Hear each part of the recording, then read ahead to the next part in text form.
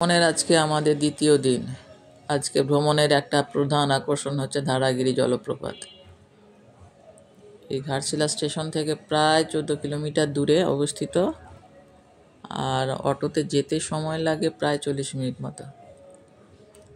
এই ধারাগিরি পাহাড় থেকে প্রায় 21 ফুট উচ্চতা থেকে এই জলটা পড়ছে। এখানকার প্রাকৃতিক সৌন্দর্য অসাধারণ।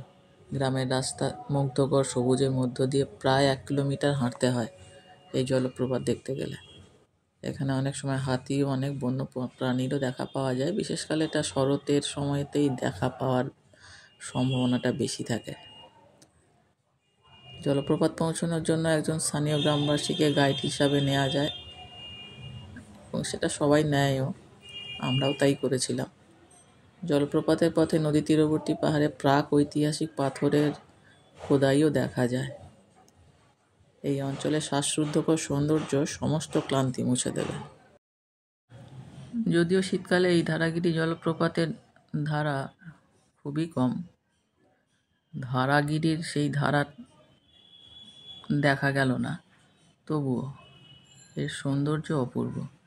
চোখে না দেখলে বর্ণনা করে এর সৌন্দর্য প্রকাশ করা যায় না। বিভিন্ন ঋতুতে এর সৌন্দর্য এক এক রকম, তবুও যা দেখলাম সারা জীবন মনে থাকবে। অপূর্ব, অসাধারণ।